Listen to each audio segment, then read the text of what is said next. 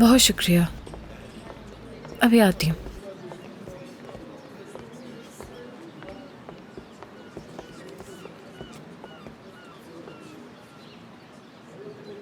आप और आपकी बेटी बिल्कुल एक जैसे हैं। असल में वो अपने बाबा से ज्यादा मिलती थी, मुझसे नहीं। वैसे अब तुम कहाँ रहोगी? कैफे में मेरी एक दोस्त है, तो मैं उसी के साथ ही रहूंगी। प्लीज आसली, मेरे साथ चलो ना। मेरे घर यानी मेरे साथ रहो, जिद मत करो। रेहान साहिबा, देखो, तुम्हें अच्छी देखभाल की जरूरत है। तुम्हें अपनी सेहत का बहुत ख्याल रखना होगा। एक दिन के लिए तो चल सकती हो ना? उसके बाद तुम जो चाहोगी वही होगा। एक दिन अपना ख्याल रखने दो मुझे, प्लीज।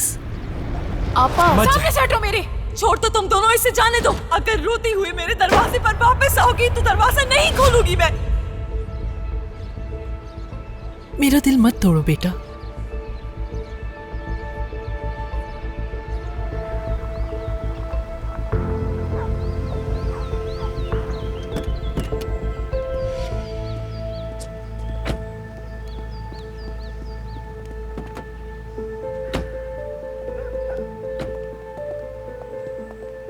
मेरे यहाँ रहने से कोई मसला तो नहीं होगा ना? अरे नहीं ना, फिक्र करने की जरूरत नहीं है तुम्हें। पिछली बार आपके घर वाले मुझे देख के खुश नहीं हुए थे। मलिका जितनी मुझे अजीज थी उतनी ही फिगन आपा को भी अजीज थी। फिगन आपा मेरे मरहूम शौहर को बहुत चाहती थी। उनकी वफात के बाद फिगन आपा ने मेरा और मलिका का बहुत ख्याल रखा है, और तुम्हारी मौजूदगी हम सब के लिए एक तोहफा है। आज नहीं तो कल उन्हें जरूर एहसास हो जाएगा। चलो।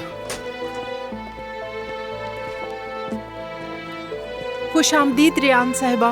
बहुत शुक्रिया।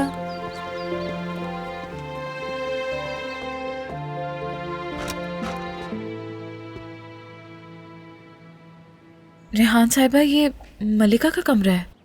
हाँ, अब से ये कमरा तुम्हारा है। मेरे ख्याल में इस घर का सबसे खास कमरा तुम्हें ही मिलना चाहिए।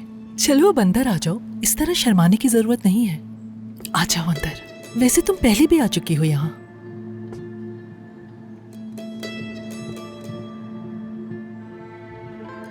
आसली मेरी जान, तुम्हें जरा भी परेशान होने की जरूरत नहीं। इस कमरे के बारे में फैसला करने वाली सिर्फ मैं हूँ।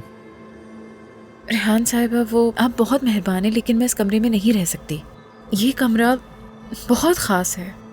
हम इसके मालिक से इजाज़त नहीं ले सकते। बात सुनो मेरी, इस घर की हर चीज पर तुम अपना हक रखती हो। मेरी मलिका, उसका दिल तुम्हारे पास है। मेरे लिए इससे ज्यादा आम और कुछ नहीं।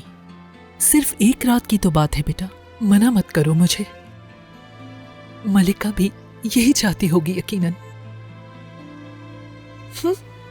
ये हुई ना बात। मैं थोड़ी देर बाद आती हूँ तुम्हारे पास, फिर साथ कुछ खाते हैं, ठीक है?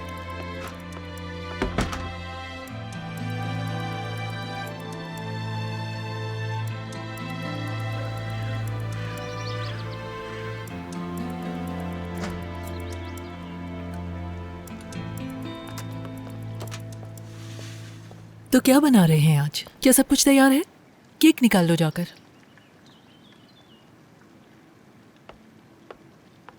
फिक्रिए, कोई दवा दो, मेरा सर फट रहा है। ये क्या हो रहा है? क्या यहाँ कोई मेहमान आ रहा है? आसली के लिए है ये। क्या क्या उस लड़की को दोबारा घर बुला लिया?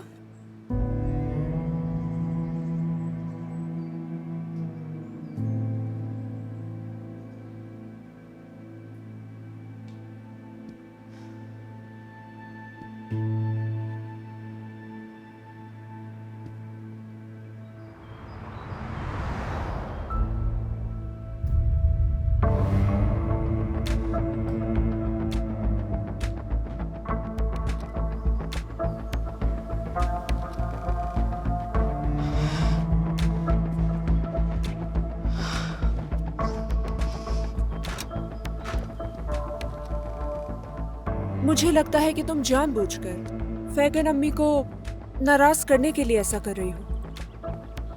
आसली की वजह से ही मेरी बेटी का दिल जिंदा है। रेहान, देखो, हम सब तुम्हारी बेटी का गम मना रहे हैं। फेगन अम्मी हर रोज उसके लिए दुआ करती हैं। वो सुकून की तलाश में है और तुम ये सब करके उनके दर्द में इजाफा करना चाहती हो। उस लड़की की इस घर में कोई जगह नहीं है। तुम्हें समझ नहीं आती? समझ नहीं आ रहा है कि आखिर तुम उस लड़की को यहाँ क्यों लेकर आई हो।